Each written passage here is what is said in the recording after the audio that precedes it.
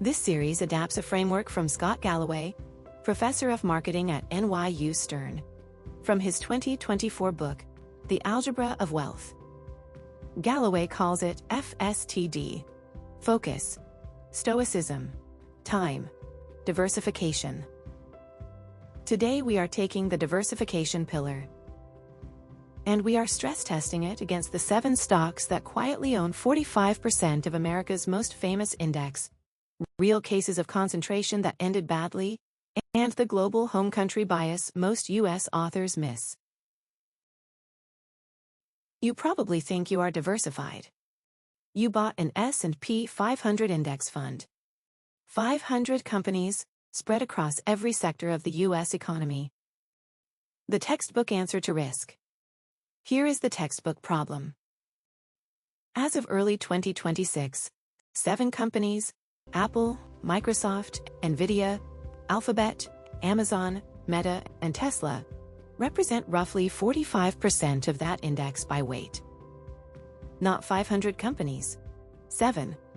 If those 7 correct 30% next year, your diversified portfolio is down nearly 15% before any of the other 493 even moves. That is not diversification. That is concentration with extra steps.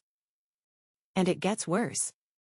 Most U.S. investors hold 85% or more of their stock allocation in U.S. equities, which means they are also concentrated by geography. And nearly all of them hold 0 in any genuinely non-correlating asset class.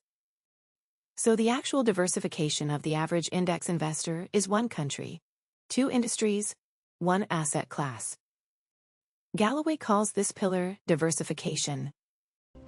We are calling our version the anti-concentration rule, because the goal is not more. It is less of the same. 3 checks any investor can run on their portfolio in 5 minutes. Index inside. Geography. Asset class. Most viewers will fail at least 1. Today, we fix it. Quick pause. Do this with me. Open the app for your main investment account. Find your largest holding or your largest fund. What % of your stock allocation is in U.S. technology? Apple, Microsoft, Nvidia, Alphabet, Meta. Add it up. Drop the number in the comments below. Be honest. Just the number. I will tell you whether it is the trap or not. Now back to the math. Lever 1. Index inside. The first hidden concentration. Most index funds, including the most popular S&P 500 funds in the world, are cap-weighted. Each company's slice of the index is proportional to its market value. The bigger the company, the bigger the slice. In a normal year, that is fine. The market rewards size. Indexes capture the reward. But cap weighting has a structural feature most investors never think about. It amplifies winners until the winners become the index. We unpacked the underlying math separately on the AI concentration of the S&P 500. Link in the description. Today's number, again. 7 companies, roughly 45% of the index.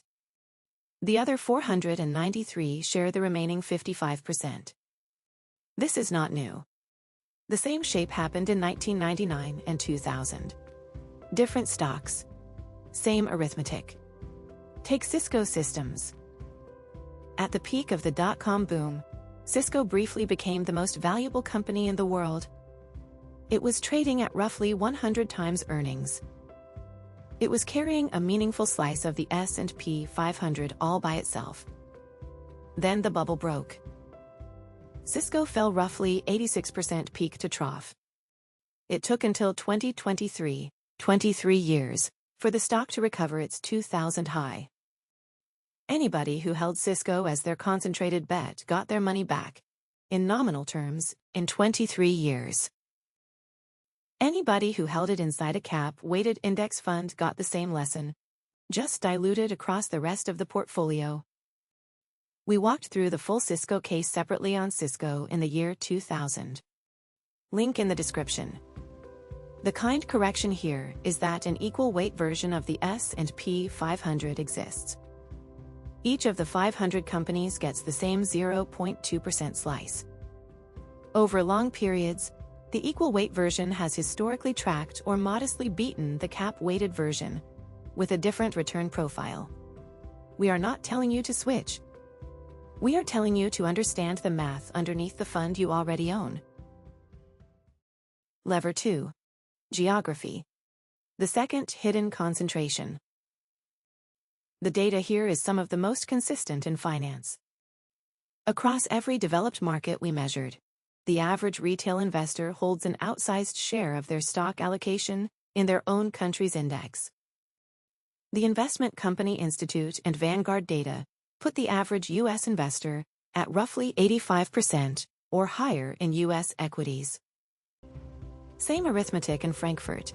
The average German retail investor holds roughly 60% of their stock book in Germany's main 30 company index, the DAX. Same arithmetic in Tokyo. Bank of Japan household asset surveys put the average Japanese investor at roughly 70% in Topix. Same arithmetic in Bangkok. The average Thai retail investor holds roughly 90% in the SET, the stock exchange of Thailand. Different country, different language, same trap. Now think about what that means in practice. If you are American and you hold an S&P 500 fund, which is itself 45% in 7 stocks, and you have 85% of your stock allocation in that fund, your real exposure to those 7 companies is roughly 38% of your entire stock book. 7 companies. 38%. If you are German with 60% in the DAX, your real exposure to SAP, Siemens, and the next handful of German champions is similarly concentrated. Home country bias is not a US problem. It is a human problem. Galloway flags it in his book. We are extending it across 4 major markets, so the lesson stops sounding parochial. The world is bigger than your home index. Quick pause. Save this video. Right now. Tap save or add it to a watch later list. The next time you do a portfolio review, once a year is enough, pull this video back up. 3 checks. 5 minutes. Index inside. Geography. Asset class. Saving is the move here, not subscribing. Although subscribing also helps the algorithm send you the next one. Now lever 3. Lever 3. Asset class. The third hidden concentration, and the one most investors never even think to check. Stocks and cash is not diversification. Stocks and cash is one risky asset and one safe asset.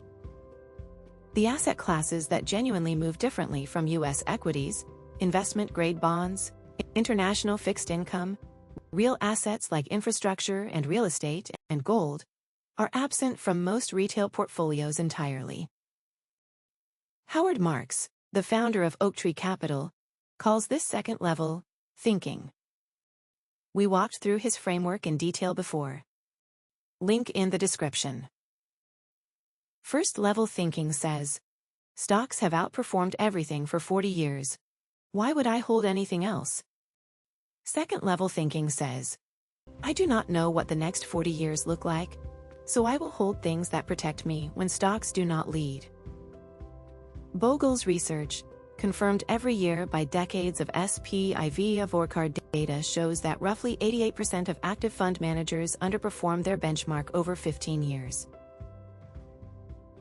Most retail investors take the right lesson from that, buy the index, and stop there. The deeper lesson is that the index itself is one asset class. The anti-concentration rule does not just diversify within stocks. It diversifies across the categories themselves. Now here is the part Galloway's book mentions only briefly. Galloway's framing is what he calls boring allocation. The goal is not to optimize the portfolio. The goal is to make it hard to wreck. We agree. Here is one way to picture a calm allocation. in concept only, no specific tickers. This is education, not advice. 3 asset classes: stocks, bonds, and a small slice of real assets. 2 geographies: home country and international developed. That is 6 buckets, none of them dominant. Now the global lever. Currency. Galloway's book is single currency by default. Most of his readers earn, save, and spend in US dollars.